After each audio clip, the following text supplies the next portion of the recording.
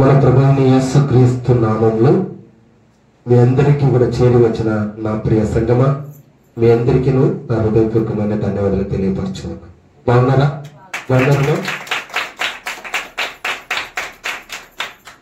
దేవునికి మహిమ కలుగునుగాక. దేవుని వాక్యాన్ని మనం ధ్యానించుకుందాం. ఈ వాక్యం చాలా ప్రాముఖ్యమైనది. నీ జీవితాన్ని మార్చేసే వాక్యం, నీ బ్రతుకును మార్చేసే వాక్యం. దేవుని మనస్సు బైబిల్లో ఉంచాడు. దేవుని చిత్తమును బైబిల్లో, ఈ పరిశుద్ధ గ్రంథమును ఉంచాడు ఆయన. మరి అలాంటిది వాక్యాన్ని మనం ధ్యానించుకుందామా? మనం పరిశీలిద్దామా? పరిశోధన చేద్దామా?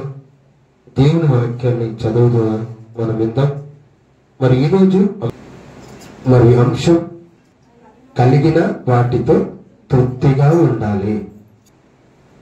సమస్తం ఆయన మూలంగా కలిగిన, ఆయన లేకుంటే ఏది కలగలేదు. ఆ కలిగినది మీరు చక్కగా మరి ఆ కలిగి ఉన్నవి ఎలా తృప్తిగా ఉండాలి, ఎలాగా మానవుడు ఎలాంటి ఆశతో బ్రతుకుతూ ఉన్నాడు, మరి ఆశపడడం మంచిదా లేకపోతే ఉన్న దాంట్లో తృప్తి పడితే మంచిదా అనే విషయాలు మీతో నేను పంచుకోవాలని ఆశపడుతూ ఉన్నాను.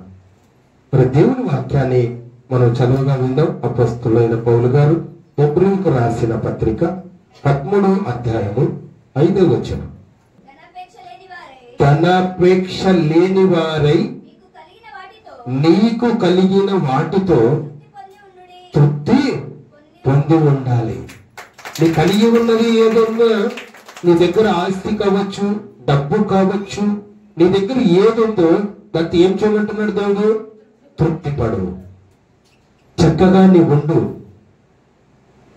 నువ్వు చక్కగా నీ కుటుంబాన్ని పోషించుకో. చక్కగా నువ్వు ఉండమని, తృప్తిగా ఉండమని చెప్తూ ఉన్నా. అంటే తృప్తిగా ఉండు అంటే ఏమి లేదని, తృప్తి పడడాన్ని మానవుడు ఎసరండి. తృప్తి లేదు అని, మానవునికి తృప్తి లేదు కాబట్టి తృప్తి పడు అంటున్నాడు. తృప్తి పడు అంటే ఇంకా ఆశ పడుతూ ఉన్నాడు అనే దాని అర్థం. ఇంకా ఆశ పడుతూ ఉన్నాడు. ఒక 1 కోటి రూపాయలు వచ్చాయి అనుకోండి, ఇంకొక 1 కోటి రూపాయలు వచ్చింటే బాగుండు. ఏమండి, తృప్తి ఉందా? స్కూటర్ తీసుకున్నావు అనుకో, దాంట్లో తృప్తి పడతావా? కార్ కావాలంటాం, తృప్తి పడతావా? చెప్పండి, తృప్తి పడగలవా? ఇంతే చాలప్పా, ప్రభు చెప్పాడు, నేను ఇలాగే ఉందాము అనుకునే వాళ్ళు ఉన్నారంటావా? లేదండి. ఎవరో 100కొకరు ఖచ్చితంగా దేవుని పాటిస్తారండి. ఆ పాటించే వ్యక్తులు మీరందరూ కూడా ఉండాలని నా ఆశ. మీరందరూ కూడా ఉన్న దాంట్లో తృప్తిగా ఉండాలి. విచ్చలవిడిగా పోకూడదు అంటాడు. విచ్చలవిడిగా పోయే కొద్ది ఏమవుతాయి? అప్పులు అవుతాయి. నా జీవితంలో అవి చేశాను. నాకు కూడా దేవుడు మాటలు నేర్పిస్తూ ఉన్నాడు. ఈ రాజీవ్ గాంధీ కాలంలో ఎవ్వరు చేయలేనంత నా కూతురు పంచలు చేసేవాడిని నేను. అంటే దాని అర్థం ఏంటి? దేవుడు చెప్తున్నాడు, విచ్చలవిడిగా నువ్వు వెళ్ళొద్దు. అంతే కదండి. అలా చేసుకుంటే ఏమైపోతాం మనము? అప్పులు పాలైపోతాం. అప్పులో ఇంటికాడికి వస్తాడు, అప్పు అడగడానికి వస్తాడు. 1 రోజు వస్తాడు, 2 రోజులు వస్తాడు, 3 రోజులు. ఏమండి, ఇవ్వలేకపోతే ఏమైతే పరిస్థితి? తృప్తిగా ఉంటాడా? ఆయన ఉంటాడా? ఉంటాడమ్మా? ఉండలేరు. నీ ఎవరున్నారు పక్కన అనేవాళ్ళు కూడా చూడరు అనమాట. అంటే ఆ పరిస్థితిలోకి వెళ్ళకూడదు నువ్వు. అలాంటి ఘోరమైనవి ఈ లోకంలో ఉన్న ఎలా వెళ్ళవద్దు. నువ్వు ఉన్న దాంట్లో తృప్తి పడు. నువ్వు తృప్తిగా ఉండు. విచ్చలవిడిగానే వెళ్ళొద్దు. ఇష్టానుసారంగానే పోవద్దు. క్రమాన్ని నేర్పిస్తూ ఉన్నాడు దేవుడు. క్రమశిక్షణ నేర్పిస్తున్నాడు. ప్రతి కుటుంబాన్ని తెలుసుకోవాల్సిన విషయాలు ఇవి. తృప్తి పడాలి, తృప్తిగా ఉండాలి. ధనపేక్ష మనకొద్దు అంటున్నాడు దేవుడు. ధనపేక్ష లేని వారై ఏమంట? కలిగిన వాటితో. కలిగి ఉన్నదంటే నీతో ఉన్నది, కలిగి ఉన్నది దాన్ని ఏం చేయాలంటే తృప్తి పడాలి. ధనపేక్ష మనకొద్దు. ధనపేక్ష ఉన్నవారు ఏమైపోయారండి? ఇస్కరియోతు ఏమైపోయాడు? ధనపేక్ష ఉంది ఆయనకి. ధనం ఆశించాడు. యేసుక్రీస్తు ప్రభు ఆయన సృష్టి చేసిన సృష్టికర్తను, ఆయన యేసు దేవుని కుమారుని ఆయన్ని అప్పగించేశాడు. ఎందుకోసం అప్పగించాడు? ఉన్న దాంట్లో తృప్తి పడలేదు ఆయన, ఇంకో కావాలి ఆశపడ్డాడు. అందుకే యేసుక్రీస్తు ప్రభుని అప్పగించాడు. 33.5 నాణ్యాలకి అమ్మాడండి. అప్పుడు ఆయనకి ధనపేక్ష ఉందనే లేదనే? ఉంది అని. ధనపేక్ష ఉంది కాబట్టి యేసు ప్రభుని బంధించాడు, పట్టించాడు. దేవుడు ఏమంటున్నాడు? ఉన్నదాంట్లో తృప్తి పడు అంటున్నాడు. ధనపేక్ష వెనుక ఉండకూడదంటాడు. మొట్టమొదటి మాట ఉన్నదాంట్లో తృప్తి పడమంటున్నాడు. రెండో మాటలకు కూడా వెళ్దాం. లూకా సువార్త 8:3 వీరుడు ఇతరులు అనేకులను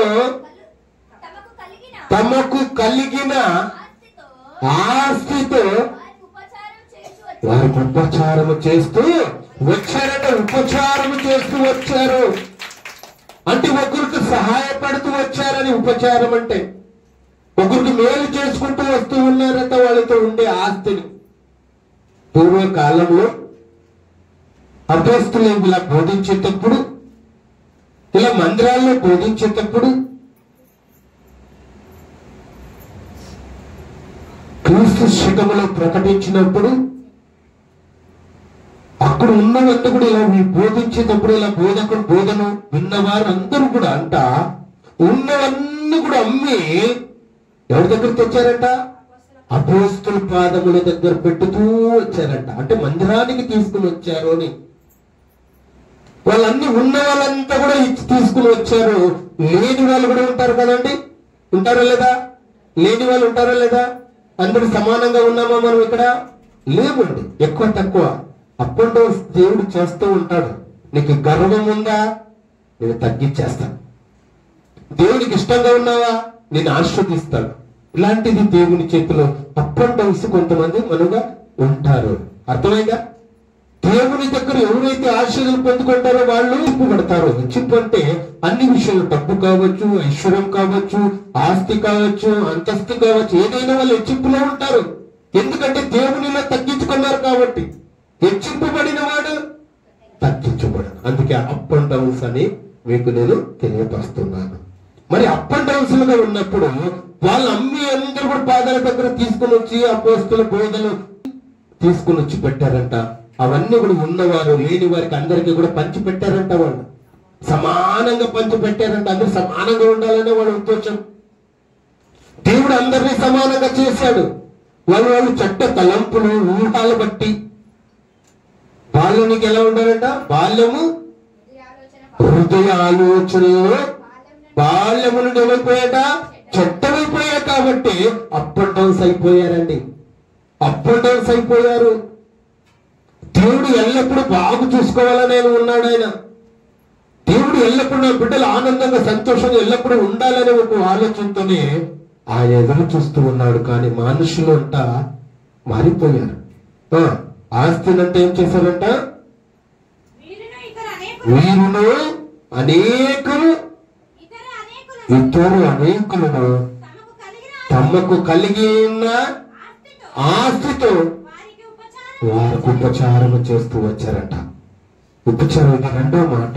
కలిగిన వాటితో ఉపచారం చేయండి అని దేవుని లేఖనాలు. అక్కడ చూద్దాం. లూకా సువార్త 11:41 చూద్దామమ్మా. కాగా మీకు కలిగి ఉన్నవి ఏం చేయాలంట? ధర్మము చేయండి. ధర్మము చేయండి ఫస్ట్. ఎందుకంటే పూజలు ఉన్నారు, ధనికులు ఉన్నారు, పేదవాళ్ళు ఉన్నారు, వస్తువులు లేని వాళ్ళు ఉన్నారు, అన్నము లేని వాళ్ళు ఉన్నారు. నీకున్న దాంట్లో ఏం చేయమంటున్నాడు? ధర్మము చేయి. అప్పుడు మీకు అన్ని ఏమంట? అన్ని శ్రద్ధగా ఉండును, శుద్ధగా ఉండును, అన్ని కూడా సమకూర్చుందనే మాట కూడా మనము చెప్పుకోవచ్చండి. ఏం చేయమంటున్నాడు? ఉన్నదే ధర్మం చెయ్యి. ఉన్న దాంట్లోనే నీవు తృప్తి పడుతూ ఉన్నావే, దాంట్లోనే ధర్మం చేయట్టున్నాడు. ఎందుకు చెప్తూ ఉన్నాడు దేవుడు? ఆలోచించండి ఒకసారి. ఉన్న దాంట్లోనే తృప్తి అంటున్నాడు. రెండు ఏమంటా? నీ ఉన్న దాంట్లోనే పేదలకు నువ్వు పంచిపెట్టు. ఎందుకంటే బీద వాళ్ళు ఎవరు చూసుకోవాలండి? ఎవరు చూసుకోవాలి? ఎవరు చూసుకోవాలి? మనమే చూసుకోవాలి. వస్త్రం లేని వాడికి ఆ వస్త్రం ఇవ్వండి. 2 అంగీలు ఉన్న ఎడల ఏం చేయాలంట? 1 అంగి ఇచ్చేసి, నువ్వు ఉన్న రోజులు ఏం చేయమంటాడు? దాన ధర్మం చేయి, అప్పుడు నీకు అన్ని కూడా సమకూరుస్తాను నేను అంటున్నాడు. చేసినప్పుడు సమకూరుస్తాడా? నీవు దాన ధర్మం చేయకపోతే సమకూరుస్తాడంటే చేసినప్పుడు. మీరు చెప్పట్లు కూడా దేవుడికి నువ్వు చెయ్యి, నువ్వు దాన ధర్మం చెయ్యి. సార్ మా దగ్గర ఎక్కడుంది? సార్ మా దగ్గర ఎక్కడుంది? కోట్లు ఉన్నప్పుడే కదా చేయాల్సి ఉండేది అంట అనుకుంటున్నారా? అడుగుతున్నారా? No no no no. కోట్లు ఉన్నవాడు దాన ధర్మం చేయడం గొప్పతనం కాదు, కానీ బీదలైన వారు మీరే ధన్యులు, మీరే ధన్యులు. అందుకే మీతో చెప్తున్నాడు, ఉన్న దాంట్లో తృప్తి పడుతూ ఉన్నారే, తృప్తిలో ఉండే పడిన వారికి, బీద వాళ్ళకి నీ ధర్మం వస్త్రం లేనట్టు వాళ్ళకి చీరలు అలాగే ఆశీర్వాదం ఇస్తూ ఉంది. ఎందుకు ఇస్తూ ఉంది? దేవుడు వాక్యం నిండింది కాబట్టి, వాక్యంలో ఉన్నది కాబట్టి, యేసుక్రీస్తు ప్రకటించాడు కాబట్టి, ఆ మాటలు హృదయంలో ఉంచుకునేది కాబట్టి క్రిస్మస్ వచ్చిన వెంటనే పేదవాళ్ళకి చీరలు పంచి పెడుతూ ఉంది. ఉన్న దాంట్లో నువ్వేం చేయమంటాడు? దాన ధర్మం. కోట్లుందా మా దగ్గర? కోట్లుందా? చెప్పండి.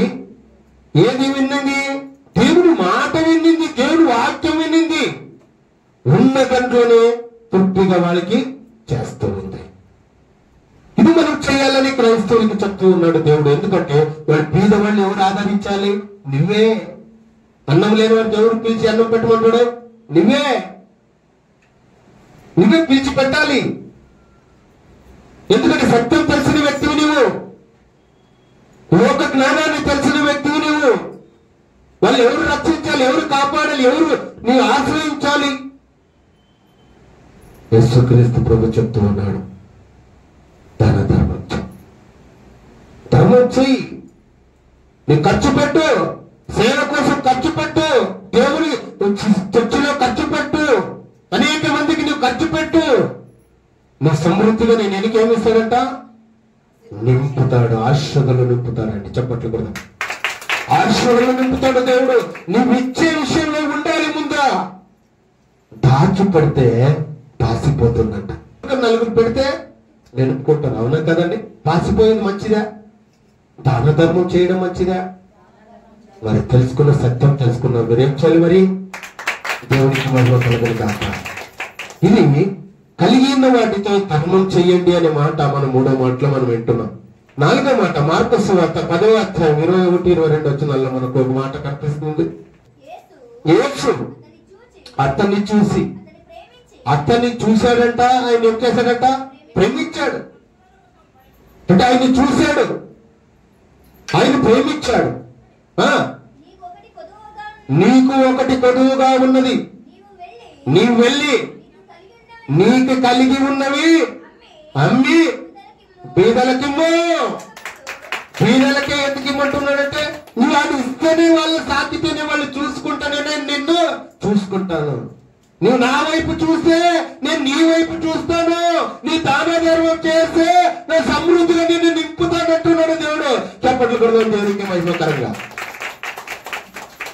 అండి మరి దాన ధర్మాలు చేస్తున్నారా? యేసుక్రీస్తు ప్రభు మాట వింటున్నారా? మరొకసారి చదువుమా. యేసు అతన్ని చూసి ప్రేమించి, నీకు ఒకటి కొదువుగా ఉన్నది. నువ్వు అక్రమంగా సంపాదించిన ఆస్తిని, అక్రమంగా సంపాదించిన డబ్బు నువ్వు వెళ్ళి నీకు కలిగి ఉన్నవన్నీ కూడా అమ్మి నేనున్నాను, నేను చూసుకుంటాను, నేనున్నాను, నేను చూసుకుంటాను. నీవు అమ్మి. బీదలు ఉన్నారు, దరిద్రులు ఉన్నారు, వస్త్రం లేని వాళ్ళు ఉన్నారు. పరలోకమందు నీకేం కలుగుతుందంట? ధనము కలుగుతుంది. నువ్వు ఇక్కడ నీ ఆత్మ ఉన్న మీద ఖర్చు పెట్టే ప్రతి ఒక్క వస్తువు, ప్రతి ఒక్క డబ్బు అక్కడ నువ్వు సమకూరుస్తాడంట. పరలోకంలో నీ ధనము సమకూరుస్తాడు ఆయన. పరలోకము అక్కడ ఏడుపులు, కన్నీరు, దుఃఖము, బాధలు ఏ మాత్రం ఉండవు. పరలోకం నీ ఆత్మ ఉన్నంగానే యేసుక్రీస్తు ప్రభు ఏమైతే చెప్పాడో దాన్ని నీవు ఫాలో కావాలి. యేసుక్రీస్తు ప్రభు వెళ్తూ చెప్తూ ఉంటాడు, నేను దీన్ని వచ్చేంత వరకు దీన్ని మీరు పాటించండి. ఇది ధనము ఖర్చు పెడితే, దేవుని చర్చిలో ఖర్చు పెడితే, దేవుని ఆలయంలో ఖర్చు పెడితే, ఇవన్నీ కూడా సమకూరిస్తే, సభలకు నీవు సహాయం చేస్తే, పేద వాళ్ళకి నీవు దాన ధర్మం చేస్తే, వస్త్రం లేనటువంటి వస్త్రాన్ని ఇస్తే, నీకు ధనము ఎక్కడ కూర్స్తాడంట?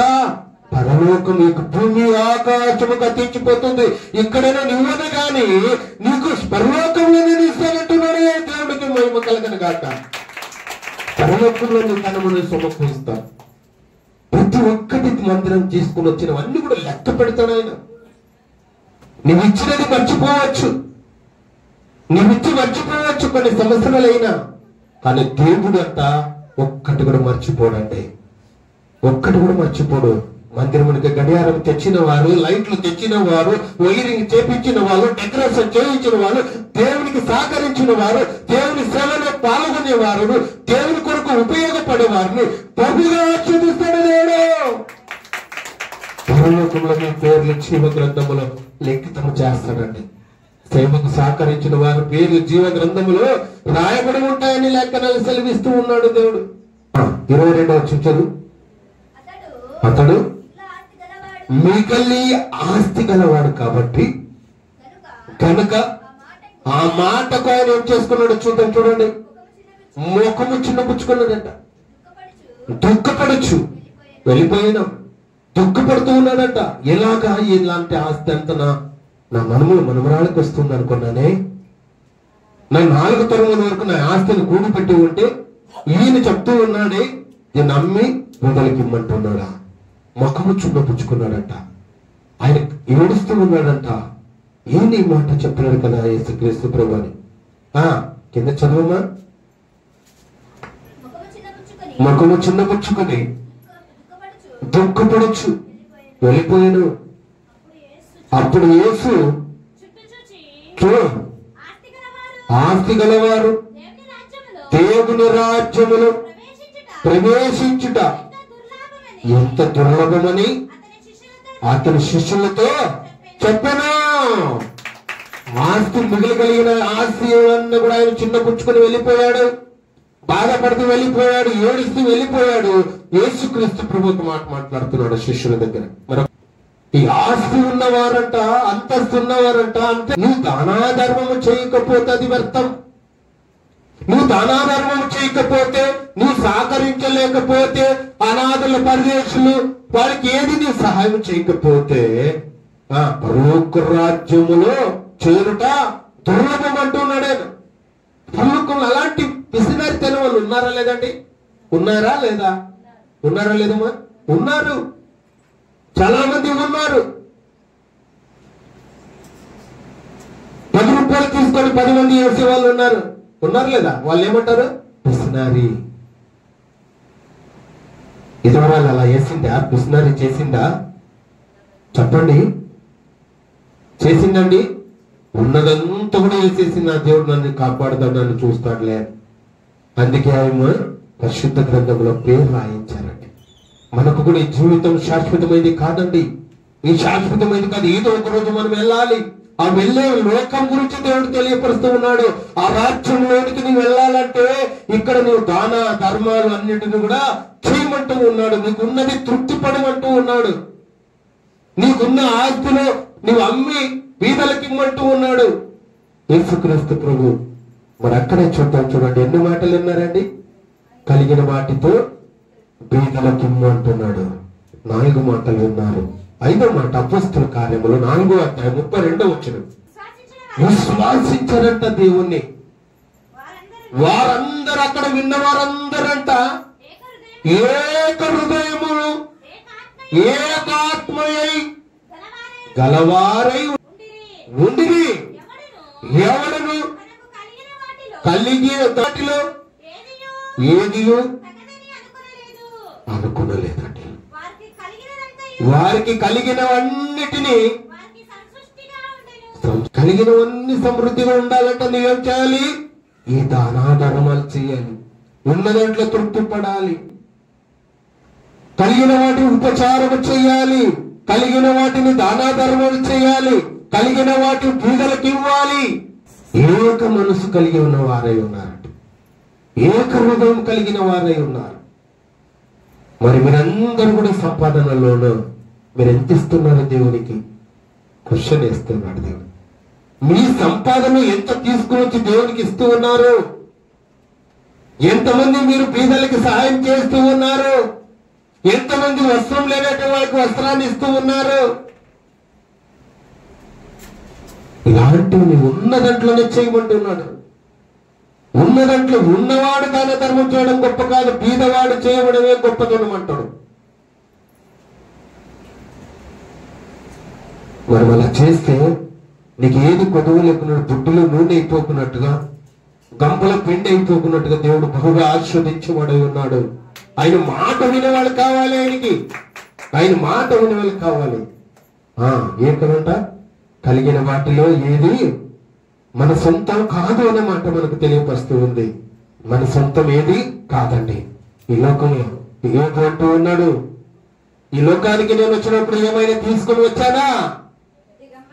నేను దిగంబరిగానే వచ్చి దిగంబరుగా నేను వెళ్ళగను. అదే మాట అంటున్నాడు. కలిగిన వాటిని ఏది మన సొంతం కాదని అనుకుందును. ఏది సొంతం కాదండి. రేపు సంవత్సరం మనకు తెలుసా చెప్పండి, తెలుసా? తెలియదు. నీట బుడగలాంటి జీవితాలు మనవి. అది ఈ లోకంలో ఉన్నది ఏది మంది కాదు. మన పరలోక పౌరస్థితి ఎక్కడుంది? మనకి పరలోకం మనం చేరాలి అంటే నీవు ఈ లోకంలో ఉన్నప్పుడు నీవు యేసుక్రీస్తు ప్రభు చెప్పిన మాటల్ని ఖచ్చితంగా నీవు చెయ్యాలండి. మరొక మాట మీకు తెలియపరుస్తూ ఉన్నాను.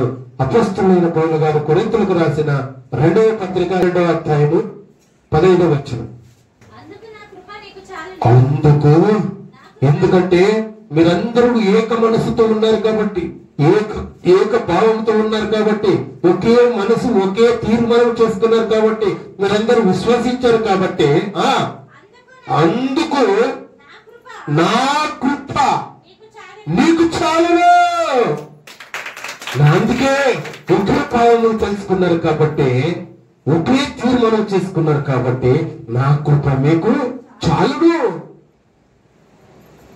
నీవుంటే నాకు చాలు యేసయ్యా,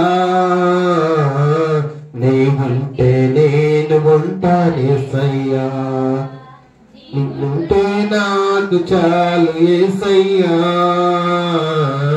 నీ వెంటే నేను ఉంటాను యేసయ్యా. నీ మాట చాలయ్యా, చల్లని చూపు చాలయ్యా, నీ తోడు చాలయ్యా, నీ నీడ చాలయ్యా.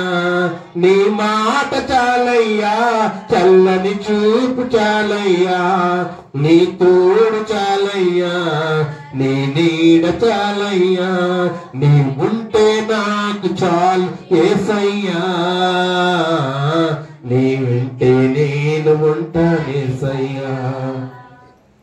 ఏమంటున్నాడు? ఆయన ఉంటే చాలు నాకు, నా కృప నీకు చాలును. ఆయన కృప మనకు కావాలండి. ఆయన కృప మనకు కావాలి.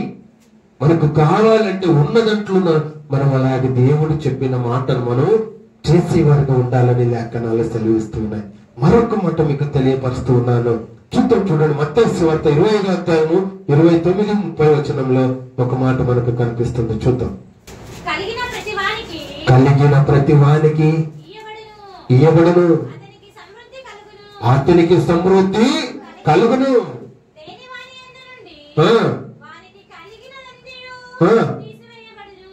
కలిగినవన్నీ నీవేమి దాన ధర్మం చేయలేదనుకో, నువ్వేమి దేవుడు చెప్పిన మాట నువ్వు వినలేదనుకో, ఆయన తిరస్కరించావనుకో, ఆయన మాటలు పట్టించుకోలేదనుకో, ఇక్కడ చెప్పబడిన మాటలు నువ్వు వినలేదనుకో, నీ చెవులో నీ చెవులో వదిలిపెట్టావనుకో, నీకున్నవంటే ఏం చేస్తాడంట దేవుడు? తీసివేస్తాడు. జాగ్రత్త సుమా, తీసివేస్తాడు. నీకు ఉన్నదో తీసివేస్తాడంట. నా మాట వినుకోకపోతే నువ్వు ఎందుకు అన్నట్టుగా, అంతే కదండి. తల్లిదండ్రుల మాట పిల్లలు వినలేదంటే ఏం చేస్తారండి? ఏదైనా కొనిస్తావా? కొనివ్వదు. ఎందుకు కొనిరు? ఆయన నీ మాట వినడం లేదు కాబట్టి. మరి దేవుడు చెప్తున్నాడు, ఏం చెప్తున్నాడు? ఉన్నదంటే తృప్తిపడమంటున్నాడు.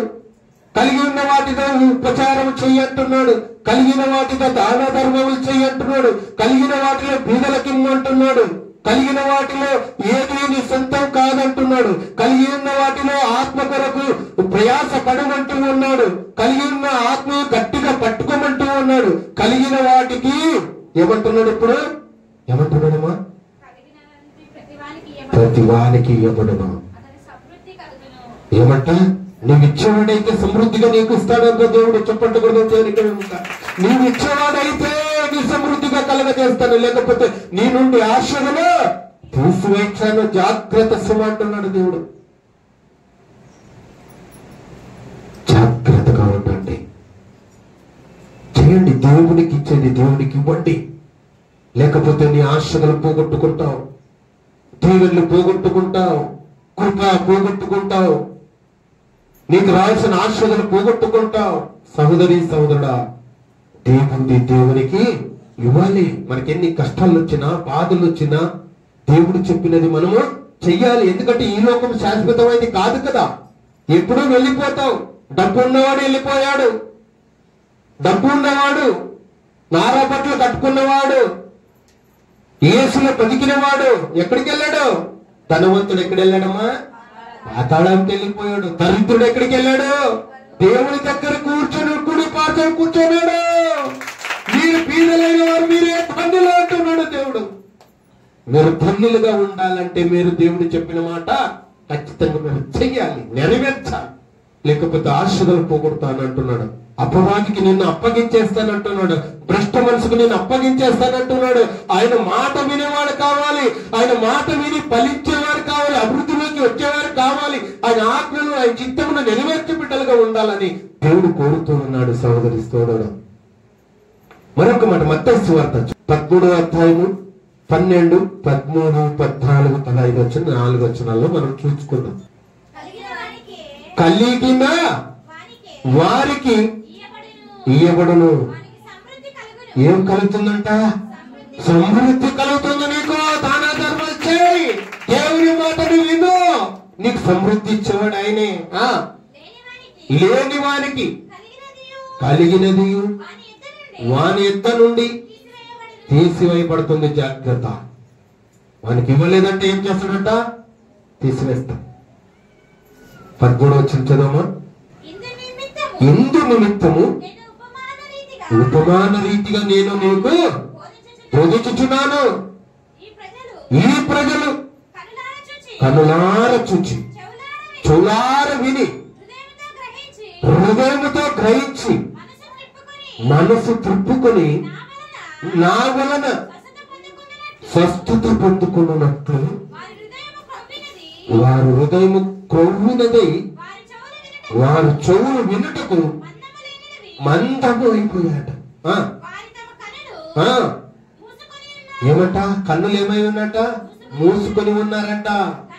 గనుక మీరు వినుట మట్టుకు విందురు గాని గ్రహింపనే గ్రహింపరు, చూచుచున్నారు గాని చూచుదురు గాని ఎంత మాత్రము తెలుసుకున్నారు. ఎంత మాత్రం ఉంచున్నారు కానీ కళ్ళుతో గమనించడం లేదు.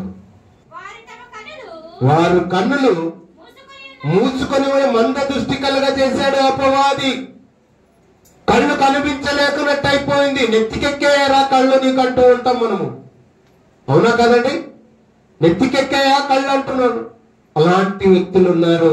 వాళ్ళు ఏమైపోయారంట? మందముగా ఉన్నాయంట కళ్ళు.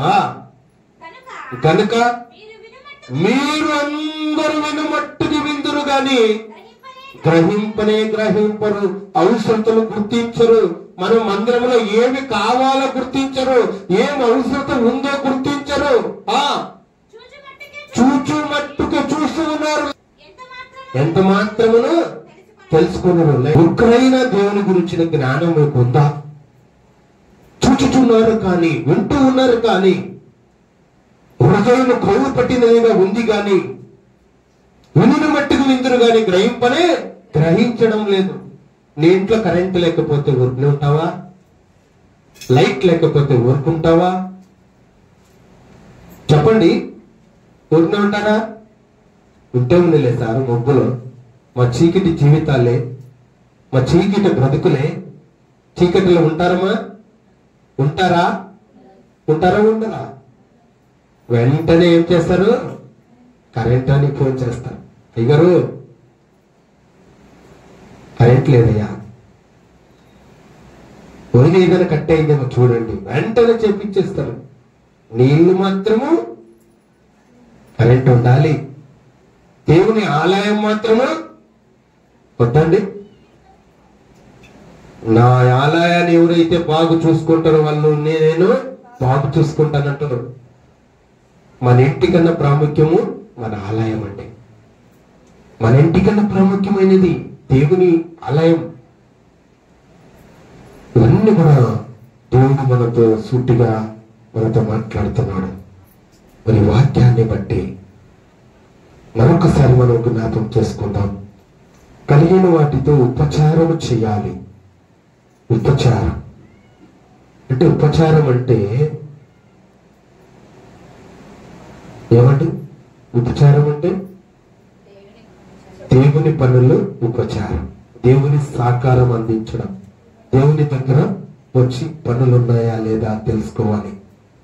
దేవుని కొరకు ఉపచారము చేసేవారు. కలిగిన వాటితో తృప్తిగా ఉండాలి, కలిగిన వాటితో ఉపచారం చేయాలి, కలిగిన వాటిని తాను ధర్మం చేయాలి, కలిగిన వాటితో బీదలకు ఇవ్వాలి, కలిగిన వాటితో ఏది మన సొంతం కాదు, కలిగిన వాటితో ఆత్మ కొరకు ప్రయాసపడాలి, కలిగిన ఆత్మీయంగా గట్టిగా మనం ఆత్మీయులు పట్టుకోవాలి. విశ్వాసాన్ని కలిగిన ప్రతి వారికి ఇవ్వబడను, కలిగిన వాటిని ఇవ్వబడిన వారు సమృద్ధిగా ఉండాలి. అంటే మీరు ఇస్తే దేవునికి చక్కగా చూసుకుంటానంటాడు. లేకపోతే నీతో ఉన్నదంతా కూడా ఆయన ఏం చేస్తాడంట? తీసివేస్తాడు. మరి మీరు ఆలోచించండి. ఎవరి కొరకండి ఈ మాటలు? మనందరి కోసమే దేవుడు, మన పరిశుద్ధాత్మ దేవుడు మనతో మాట్లాడుతున్నాడు. మనమందరం కూడా ఈ మాటలను మనము కొనిపెట్టిన వారుగా కాక, చూసి చూడకున్నట్టు ఉండేవాళ్ళు కాక, ఏమండి అలా మేము లేకున్నట్టుగా ఏక భావము, ఏక మనసు, ఏక తత్వం మనం కలిగి దేవుని కొరకు మనం ఆయన రాజ్యాన్ని, ఆయన నీతిని వెతికేవారుగా మనం అందరం ఉందామని మనస్ఫూర్తిగా దేవుడు అయితే దీవించి బలపడుతున్నాం. చెప్పట్లు కూడా దేవునికి